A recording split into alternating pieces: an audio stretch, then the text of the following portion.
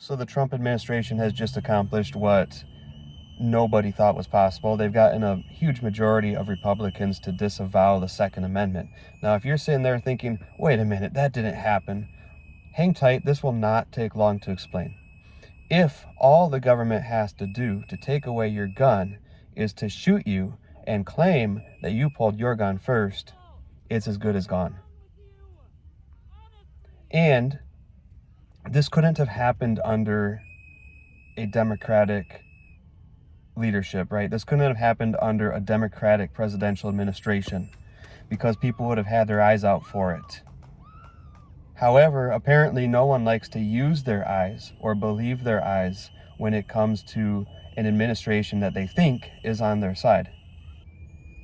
You can see in the videos that what the man is doing before he gets tackled to the ground and moments later shot is he's attempting to help a woman up off the ground who's also just been shoved to the ground.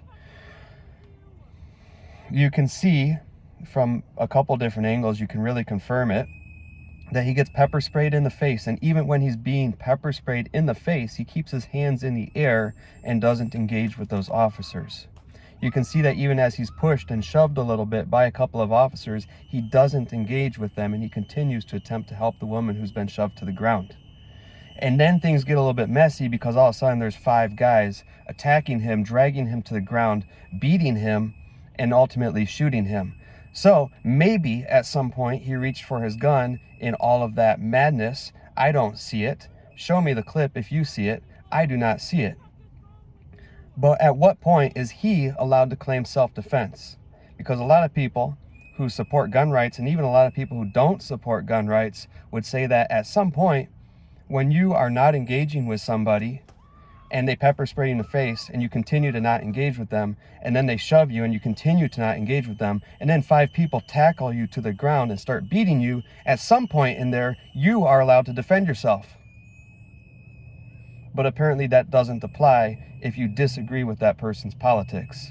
So I will say it again, if all the government has to do to take away your guns is to tell the story that you had a gun and you attempted to use it and they shot you first, your guns are as good as gone.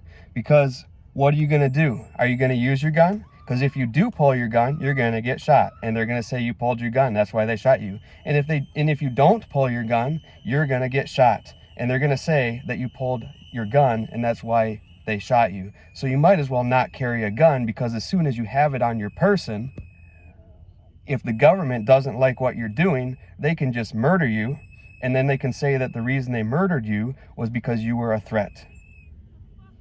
And they're going to use the presence of the gun as proof of the threat. Is that clear enough? I think a lot of people need to go back to the drawing board and need to think about this and need to come back when you have a rational, logical conclusion, and when you're able to use your eyes and believe your eyes that you're actually seeing what you're seeing here. You're seeing a man get murdered and executed for exercising his constitutional rights, not just the Second Amendment right, the First Amendment right, and his constitutional rights in general. There are countries that exist in which you're not allowed to exercise the constitutional rights that are protected in America.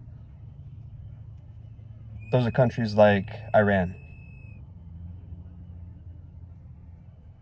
It doesn't matter whether you agree with this person or disagree with what he's doing or what he stands for.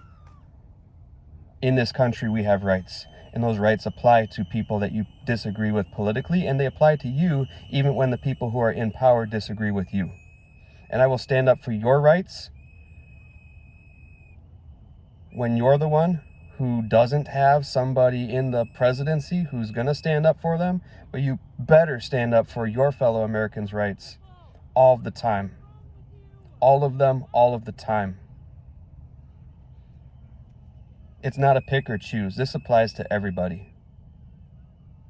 Because if it doesn't apply to everybody, you're only one administration away from it not applying to you. But it doesn't even matter. It shouldn't have to wait until you're the one who's getting shot by a government that doesn't like you for it to matter. It matters now. That's all I have to say.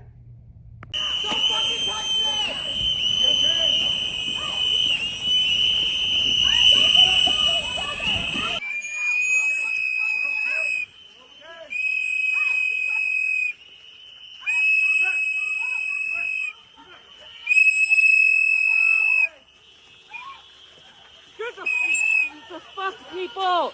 The fuck is wrong with you? Honestly!